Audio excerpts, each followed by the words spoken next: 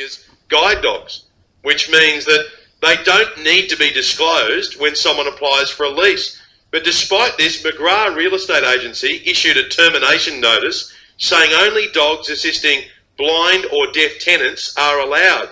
They've since rethought their position on this, I understand, but I was interested in the assistant dogs in general.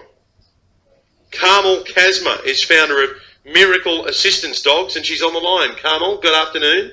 Good afternoon, Ben. How are you? I'm okay. What other kind of conditions are assistance dogs used for? They're used in any situation whereby they can physically assist someone. And if we have a look at the Anti-Discrimination Act of 1977, it has 5 categories that it lists, and the final one on those is a disorder, illness or disease that affects the person's thought processes, perception of reality, emotions or judgment, or that results in disturbed behaviour. Now, most certainly this poor woman comes under that category. Of course, guide dogs are assistance dogs as well. They assist people who are vision impaired. We have hearing assistance dogs. We have dogs that help people who have limited mobility. And then there's the invisible disabilities, such as what this poor woman has. Yeah, so she has this assistance dog to help with emotional or psychological issues. That's right. Well, that's from what I've read in the paper. I don't know the case specifically, but from what I've read, it appears that they're saying that she has an anxiety disorder, and it appears that the dog was trained by an organisation that specifically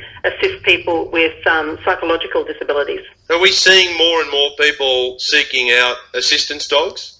Absolutely, and the one area really that people need to consider are those invisible disabilities that can be so difficult. If we have a look at our returning service personnel, PTSD, that's a big one. That's invisible. You can't see it, but they need their dogs to ground them. Oh, I guess with more of them popping up around the place, then real estate agents and landlords need to be aware of them. Not only the real estate agents and the landlords, everyone needs to become more aware.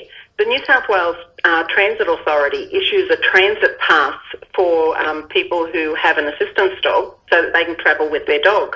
Now, I had an incident just the other day where I went to get on a train locally and I was cursed and swore and yelled at by the train guard because we were getting on with the dog.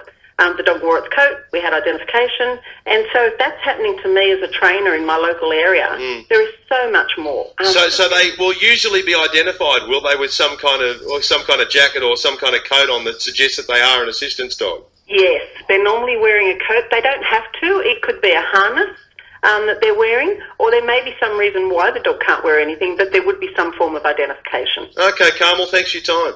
You're welcome. Thanks. Carmel Kaczmar, founder of Miracle Assistance Dogs, and we should give the benefit of the doubt as well to the McGrath Real Estate Agency in this case, because as I understand it, they didn't realise what the dog was used for when they made that original decision.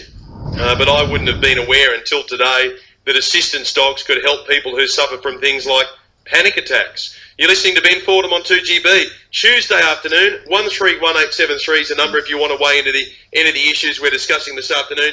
Ben at 2GB.com if you want to drop me an email.